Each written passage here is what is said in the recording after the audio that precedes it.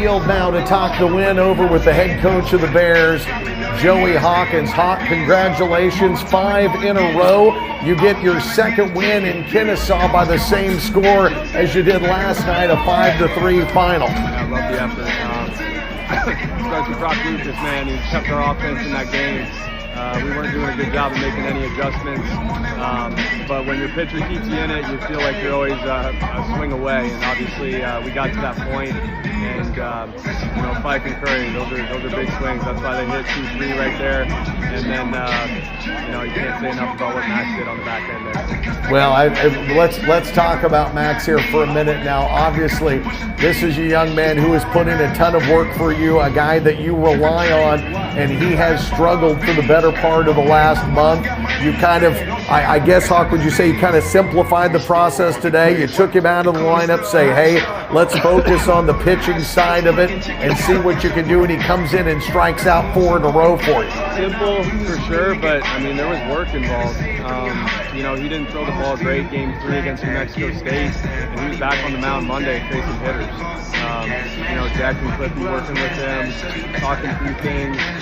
You know, Franco's in town, a little mental skills sesh. All in all, though, when Max Knight is himself, he can be one of the best pitchers in the country, and that's what we saw tonight. The fastball and the curveball both were really good. It may just be me. I felt like the velo was up on the fastball tonight. Yeah, he had conviction in it, something that you know, he'd been working on last little bit. He's gained a lot more confidence in it, and you know, when he has the ability to be 88, 91 and throwing it in the zone, it's going to make that breaking stuff even better. 2 big home runs back to back. You talked about Logan Fife, a 2-for-5 night with 3 RBIs and a home run.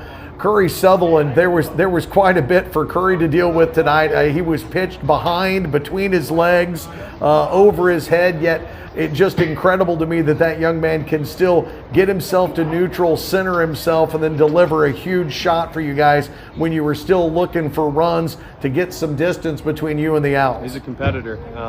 He plays with an edge and he wants to win, and obviously in that moment, you know, whatever, there's a couple pitches thrown behind him. We're not happy, he's not happy, but to be able to just stay in the moment and take your best swing, I think he was just seeing red there and out-competed someone, and that was a huge swing for us.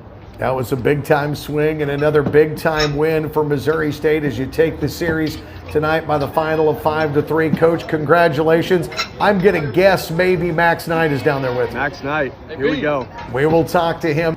Now it's time to turn our attention to the man who put on the cape and saved the day for the Bears tonight. His 4th save for the season, Max Knight. I guess, Max, when I told you and Jax before the game that if you guys won tonight, you could give me a phrase for tomorrow, I now have to pay up because, man, it would be worth saying just about anything on the air to watch you come in and strike out 4 straight Owls tonight. Congratulations. Heck yeah, thank you. Yeah, I'll work on that phrase with old Jaxie tonight. So don't worry, you'll have one by the game tomorrow. How about taking him to the Waffle House? I should take him to the Waffle House. Love me some Waffle House. I tell you what, Max, you know, you have been battling now for the last few weeks. Just how good did it feel to kind of have a singular focus tonight and come out here and pitch as effectively as you did? It seemed like you were really letting it rip with the fastball. For sure, yeah, and that's something, you know, I've been working on in these past weeks. And yeah, man, it's been a grind. Not everything's, you know, gone my way, and I've just tried to stick through it and just stay confident in myself. And I've also learned that, you know, I don't need confidence to go out there and do what I can do. I just need to have that focus and, you know, that edge that I have on the mound. I had it last year and I had it early this year. Kind of lost it a little bit, but man, it feels good to get back in there and do it again. Say, what were the boys saying to you after that first inning of work, or were they leaving you alone and steering clear of you? Oh no, I like to chat with the boys for sure. We get after it in the dugout, and I'm not a guy that needs to sit in the corner and not talk to anyone and scare people away. No, I'm an open book, so whatever everyone wants to say is cool with me. I just kind of roll with it. Well, I would say, you know, Dave Franco, the middle skills coach, has been here on this trip.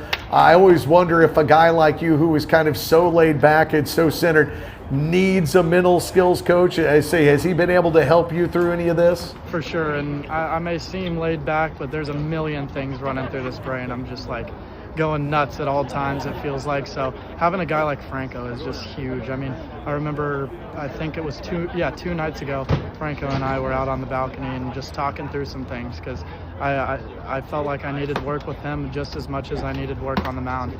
And I think that's the biggest step for me, is just being able to master my mind and be able to, you know, give the same mindset each time I go out, if I can get some consistency there. Well, I am glad that you have got a guy like Franco in your corner. I am glad that we have got a guy like you in our corner. A masterful performance tonight by Max Knight, man. Thank you, congratulations, and we will talk at breakfast about what the phrase that pays is tomorrow. Heck yeah, I got you, Riggsy. I've got you, Max Knight. You're maxing in.